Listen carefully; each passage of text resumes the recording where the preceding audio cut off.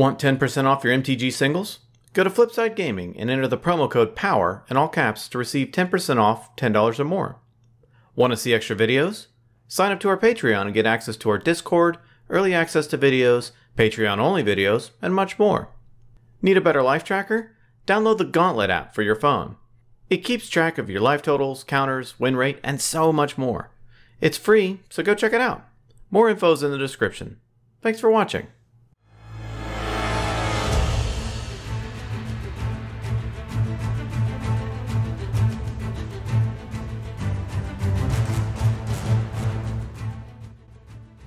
Ladies and gentlemen, boys and girls, welcome to Playing with Power MTG, where we play with the most powerful cards in the most powerful formats.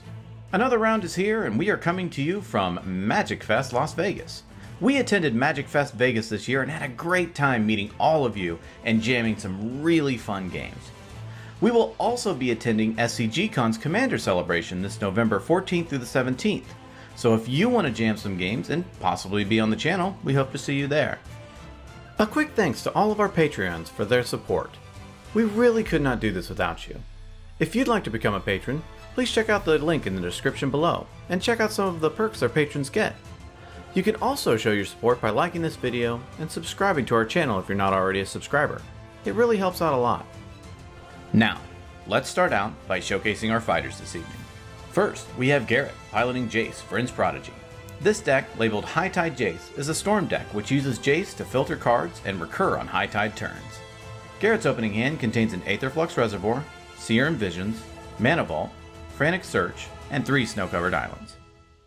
Next, we have the infamous Shaper Savant, piloting Urza, Lord High Artificer. This adaptive deck uses Urza's abilities to break parity on stacks effects and wins through a number of infinite mana combos. Shaper's opening hand contains a Mana Drain, Static Orb, Recurring Insight, Pact of Negation, Mox Diamond, and 2 islands. After that, we have Tyler, piloting Niv Mizzet Reborn. This deck is a food chain deck that aims to gain infinite mana through food chain, cast Niv Mizzet infinite times, find his combo pieces, and win. Tyler's opening hand contains a Swan Song, Squee the Immortal, Yavimaya Coast, Godless Shrine, Bloodstained Mire, Mystic Remora, and a Spark Caster. Finally, we have Nathan, piloting Golos, Tireless Pilgrim. This deck, affectionately named Definitely Not Breya, leverages a lot of the combos from Doomsday Breya with the advantage of the entire color pie thanks to Golos. Nathan's opening hand contains a Breeding Pool, Mystical Tutor, Buried Alive, Carpet of Flowers, and a Reanimate. Without further ado, let's dive right in. Shaper wins the game of Pai Gow Poker and gets to start us off. Shaper plays an island for turn. He casts Mox Diamond, discarding an island. He passes the turn. Garrett plays a snow-covered island for turn. He casts Serum Visions. He draws a card and scries 2, and gives the turn to Nathan. Nathan plays a Breeding Pool into play untapped, paying 2 life. He casts Carpet of Flowers. He ends his turn. Tyler plays a Yavimaya Coast. He taps the coast to cast Mystic Remora. Turn 1 fish is on the table, and Tyler passes the turn. Shaper draws a card for turn, laments at missing a land drop, and passes. Garrett plays a Misty Rainforest for turn. He cracks it for a snow-covered island. He casts his commander, Jace, Fringe Prodigy. He ends his turn. Nathan draws a card for turn, and also laments at missing a land drop. He also passes the turn. During his upkeep, Tyler pays for his Mystic Remora, hoping it'll pay off. He plays a Godless Shrine into play tapped, and passes the turn. Shaper draws a card, and unfortunately misses his land drop again. He does nothing else, and passes. Garrett plays a snow-covered island. He casts a Mana Vault. He activates Jace, drawing and discarding. With nothing else, he gives the turn to Nathan. At the end of Garrett's turn, Nathan casts Mystical Tutor, fetching up a Force of Will onto the top of his library. During his main phase, Nathan adds 3 black from his Carpet of Flowers. He casts Buried Alive, fetching up a World Gorger Dragon and a Rune-Scarred Demon into his graveyard. After that, he passes. During his upkeep, Tyler lets his Mystic Remora die. He plays an island for turn. He passes the turn and discards down to hand size, discarding Wall of Roots and a Squee the Immortal. Now, everyone is on to what he is doing.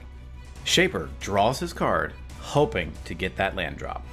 Unfortunately, he does not get it and has to pass the turn, also discarding to hand size, which is a Pact of Negation. At the end of Shaper's turn, Garrett casts Frantic Search, drawing 2 and discarding 2, and untapping 3 lands. He also casts Factor Fiction. He targets Nathan and reveals Diminishing Returns, Reality Shift, Lotus Petal, Counterspell, and Polluted Delta. Nathan separates them into two piles, and Garrett chooses the second pile. During his draw step, Garrett takes a damage through his mana ball. He plays a Polluted Delta for turn. He casts a Lotus Petal and ships the turn to Nathan. During his main phase, Nathan has 3 black through his carpet. He casts Reanimate, targeting Rune-Scarred Demon in his graveyard. In response, Tyler casts Dovin's Veto, countering the spell. Nathan casts a Ponder, looking at the top 3 and then drawing a card. He plays a Watery Grave into play untapped, paying 2 life. He passes the turn. Tyler plays a Forest for turn. He casts a Finehorn Elves. He ends his turn. Shaper prays to every god that he can think of, hoping to get a land this turn. He draws his card and finally gets one. He plays an island for turn and demonstrates his newfound resources by immediately passing afterward. At the end of Shaper's turn, Garrett activates his Jace, drawing and discarding and flipping him. He also cracks his Polluted Delta, fetching up a snow-covered island. During his draw step, Garrett takes a damage through his mana ball. He casts Merchant Scroll, fetching up a High Tide into his hand. He sacks his Lotus Petal to cast High Tide. In response, Tyler taps his Yavimaya Coast for green to cast Guttural Response, targeting the High Tide. In response to that, Garrett casts Force of Will, exiling Counterspell and paying 1 life. In response to that, Tyler casts Swan Song, targeting Force. Not to be outdone, Garrett casts Spell Pierce, targeting Swan Song. With nothing else, Swan Song is countered and the rest of the stack resolves, including High Tide. Garrett plays a snow-covered island for turn. He minuses his Jace, targeting Frantic Search in his graveyard. He casts Frantic Search. In response, Shaper casts Mana Drain, countering the spell. After getting shut down from all sides, Garrett passes the turn. At the end of Garrett's turn, and in order to still leverage the High Tide effect before it wears off, Shaper casts Pulse of the Grid, drawing 2 cards and discarding a card. In his main phase, Nathan adds 5 black from his carpet. He casts Doomsday. Doomsday resolves, and he fetches up 5 cards from his library and graveyard. He stacks them accordingly, and passes the turn. Tyler plays a Spire Garden for turn. Seeing a Doomsday pile ready to go off, he decides to hold up and passes. In his main phase, Shaper adds 3 colorless through his Mana Drain. He plays an island for turn. He casts Recurring Insight, drawing 3 cards. He passes the turn. During his draw step, Garrett takes a damage through his mana ball. He activates Jace, targeting Tyler's Finehorn Elves. He casts Candelabra of Tawnos and ships the turn to Nathan. In his main phase, Nathan adds 5 red through his carpet. Poised and ready to go, he starts off by casting Faithless Looting. He draws 2 cards and discards Worldgorger Dragon and Rune-Scarred Demon. He flashes back Faithless Looting, drawing 2 more and discarding 2 more, including the Force of Will he fetched earlier. Now, going all in, he casts Dance of the Dead, targeting his Worldgorger Dragon. In response, Tyler casts Arcane Denial.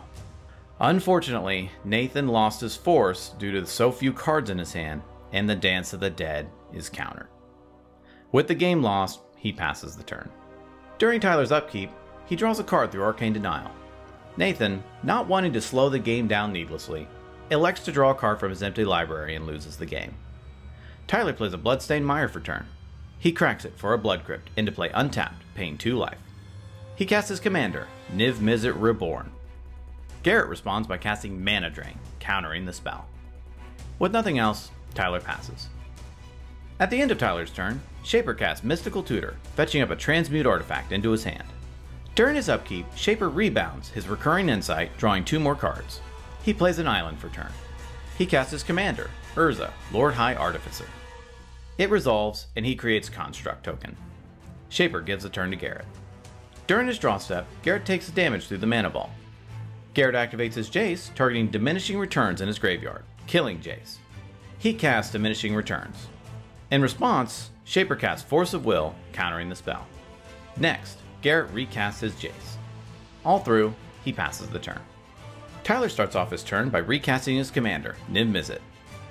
Niv Mizzet resolves this time, and his ETB trigger goes onto the stack. In response to the trigger, Tyler pays 2 life to cast Noxious Revival, putting Dovin's Veto onto the top of his library. He then reveals the top 10 cards of his library.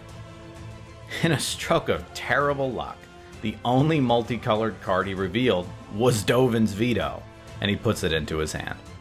With this unfortunate turn of events, Tyler passes the turn.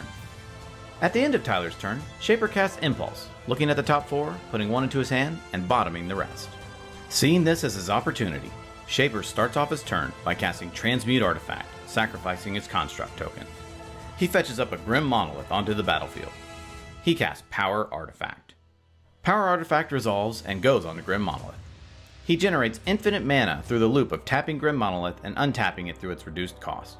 He activates Urza until he finds Merchant Scroll and casts it to fetch up Dramatic Reversal into his hand. He then activates Urza, exiling the rest of his library. He casts Isochron Scepter, imprinting Dramatic Reversal. He then casts Codex Shredder.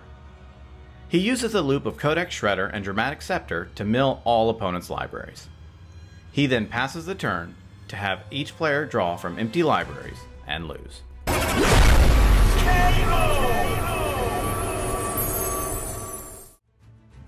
Ladies and gentlemen, what a fun game that was. Congratulations to Shaper on his win. He missed multiple land drops in the early game, which had him at a disadvantage. He did not let that phase him though. Stayed patient, played smart, and seized his opportunity when it came. GARRETT's Jace was doing a lot of cool stuff and had its share of interaction. Unfortunately, some well-timed disruptions staggered his path enough to let the win slip out from under him. Nathan started at a big disadvantage through poor openers, having to mulligan all the way down to 5. He didn't let that stop him though. He kept with his game plan and nearly won the game. Unfortunately, disruption got him in the end, which is the chance you take with Doomsday. Tyler's deck just wasn't paying off like it should have in this game. His turn 1 Mystic Remora didn't really pay off, his Niv got countered, and his second Niv cast whiffed really hard. He definitely wasn't out of the game though, offering up timely answers to the biggest threats in the game. The player of the game was Tyler. His answers were timely, and he was able to control the board pretty well.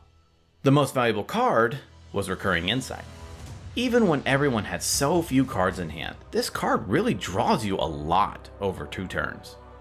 As a fun side note, 3 of the 4 decks played this evening were brewed by Shaper Savant. He is an absolute invaluable resource to this community, and it was a real honor to play with him at Magic Fest Vegas this year. If you would like to play with us, and possibly be in a future episode of Playing with Power, come to SCGCon this November 14th through the 17th for the Commander Celebration. We will be there playing and recording, and would love to play with you all. Well, that about wraps it up for this week's episode. Stay tuned in the coming weeks for more gameplay from Magic Fest Vegas this year. Thank you so much for watching, and we will see you next time.